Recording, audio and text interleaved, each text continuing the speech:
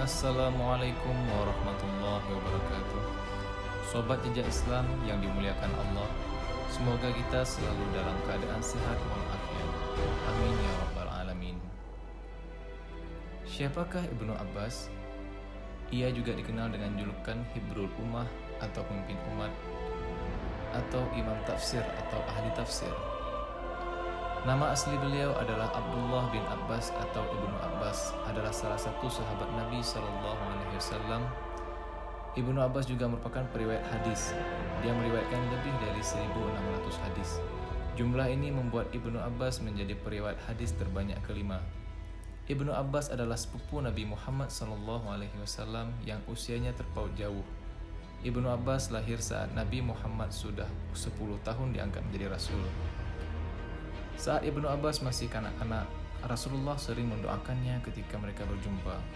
Ya Allah, pahamkanlah ia urusan agama dan ajarkanlah takwil kepadanya.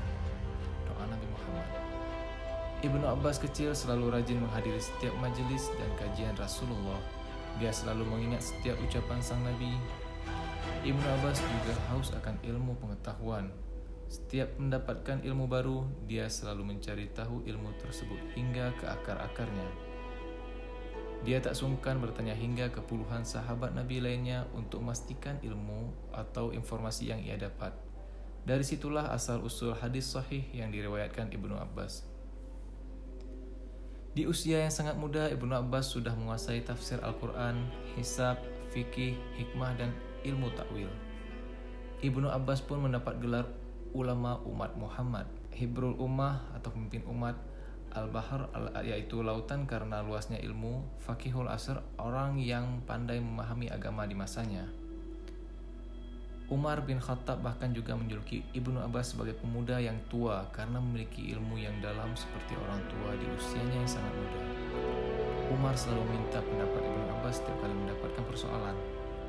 Tak hanya Umar, kaum muslimin lainnya juga berlomba-lomba mendatangi Ibnu Abbas untuk bertanya dan berguru.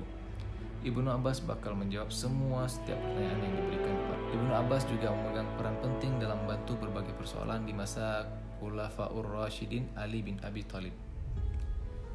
Ibnu Abbas bakal mencari jalan keluar berupa perdamaian bagi setiap pihak yang berseteru. Ibnu Abbas tak pernah berhenti mencari ilmu dan menyebarkannya kepada kaum muslimin. Ibnu Abbas meninggal dunia pada usia 71 tahun di kota Taif. Mari kita mengenali nasab dan nama beliau. Beliau memiliki nama Abul Abbas Abdullah bin Abbas atau paman Nabi Muhammad SAW bin Abdul Muttalib bin Hashim al-Quraisy al-Hashimi al-Makki. Sementara ibu beliau bernama Ummul Fadl Lubabah binti Al-Haris bin Hazm al-Hilaliyah. Kelahiran dan keislaman beliau. Beliau lahir di tahun ketiga sebelum peristiwa hijrah ke Madinah dan lahir di tengah kabilah yang dihormati oleh bangsa Arab, yaitu Bani Hashim.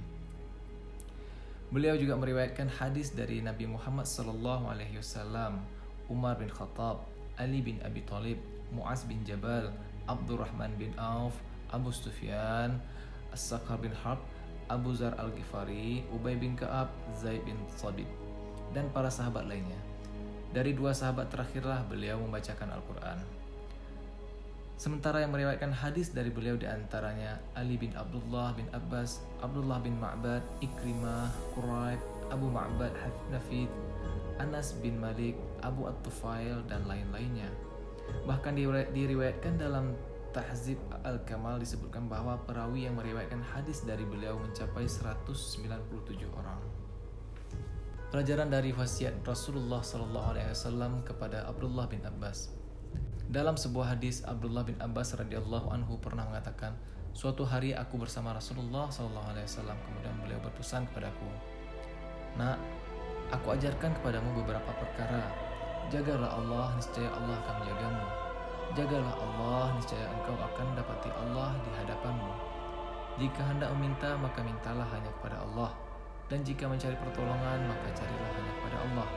Ketahuilah bahwa seandainya semua orang bersatu padu ingin bantumu, maka hal tersebut tiada akan memberi manfaat kecuali sebatas apa yang Allah tetapkan untukmu." Dan seandainya mereka ingin mencelakaimu, niscaya tiada yang mampu mencelakaimu kecuali Allah yang telah menetapkan atasmu. Sungguh pena telah diangkat dan lembaran takdir telah mengering. Hadis riwayat At-Tirmizi.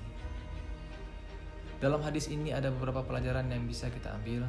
Yang pertama, pentingnya agar anak-anak juga bergaul dengan senior mereka yang memotivasi mereka dalam menuntut ilmu dan memperbaiki akhlak mereka. Kedua, wasiat yang didengar oleh Abdullah bin Abbas langsung dari Rasulullah SAW tidak hanya dikhususkan untuk beliau saja, melainkan untuk setiap kaum muslimin.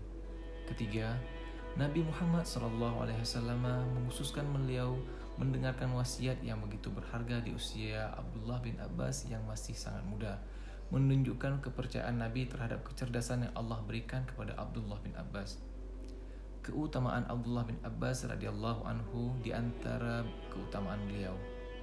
Yang pertama, diberi wejangan pribadi oleh Rasulullah SAW sebagaimana poin sebelumnya. Kedua, didoakan langsung oleh Rasulullah SAW. Ya Allah, pahamkanlah ia akan agama dan ajarilah ia tafsir. Hadis riwayat Ahmad.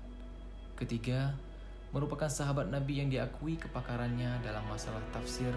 Abdullah bin Mas'ud radhiyallahu anhu mengatakan, orang yang paling paham tentang Al-Quran adalah Ibnu Abbas radhiyallahu anhu. Tafsir Ibnu Katsir. Wafatnya beliau. Para ulama berbeda terkait tahun wafatnya Abdullah bin Abbas radhiyallahu anhu. Sebagian menyebutkan tahun 68 Hijriah dan sebagian lain mengatakan 65 Hijriah. Namun, meninggalnya beliau merupakan kepedihan bagi kaum muslimin karena kehilangan salah seorang sahabat Nabi SAW yang paham tentang Al-Quran dan pengalamannya. Ubay bin Ka'ab radhiyallahu anhu mengatakan tentang beliau, ia adalah sosok yang menjadikan panutan umat. Allah memberikan pemahaman dan akal yang sempurna kepadanya. Semoga Allah meridainya. Wassalamualaikum warahmatullahi wabarakatuh.